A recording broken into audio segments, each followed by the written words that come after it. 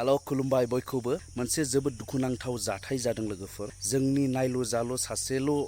जोंनि बर' हारिनि दावबायारि इउटिउबार डक्टर आलफ्रेड बसुमतारी जाय फरेन कान्ट्रिसफ्राव गोजान गोजान दाब दाब जायगाफ्राव बेरायनानै जोंनो इनफरमेशन होयो ना गुबुन गुबुन जायगाफोरनि बिथां आलफ्रेड बसुमतारी जायहा मोननै इउटिउब चेनेल दङ बर'नि आलफ्रेड आरो ट्राभेलिं आलफ्रेड नोंथांमोना बयबो बेखौ सिनायखागौ आरो नोंथांमोना बे निउसखौ मोनखाबायबो जानो हागौ बे बिथांहा मोनसे जोबोद दुखुनांथाव जाथाय जानानै होदों आंना केमेराया खावजाबाय आंनि केमेरानि मडेलानो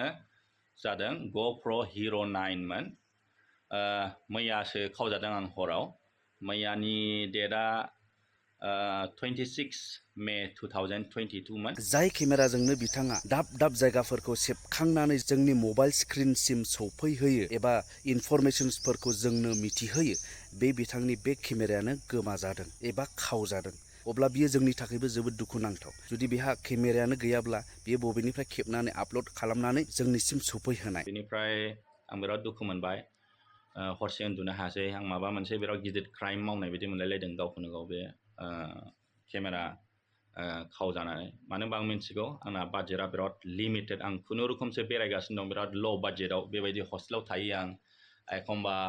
सानसेयाव खेबसेल' जायो आरो बिदिनो स्ट्रिट फुड जालाबायो आं बेनि हाइफाइ रेस्टुरेन्टआव जाया दा आंना लिमिटेड बाजेटआ जुदि आं केमेरा बायोबा आङो माने ट्रिपखौनो खालामनो हानाय नङा आरो ट्रिप कन्टिनिउ खालामबा आङो माने केमेराखौनो बायनो हानाय नङा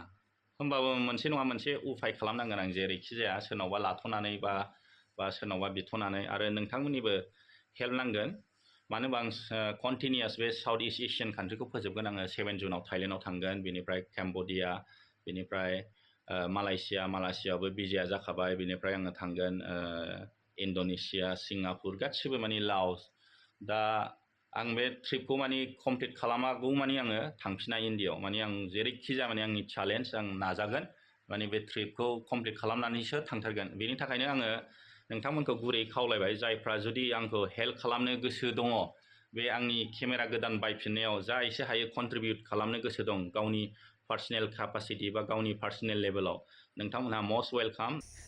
बेनिखायनो लोगोफोर जाय नोंथांमोना आंनि साबस्क्राइबार्स बा भिउवार्सफोर नोंथांमोनावबो आङो खावलायनो सानदों जायफोरा गोसो गुदुं गाव गावनिफ्राय जा एसे एनै हायो बेखौनो बिथांनोहाय पेमेन्ट खालामनानै हरगोन होननानै आं आसा खालामबाय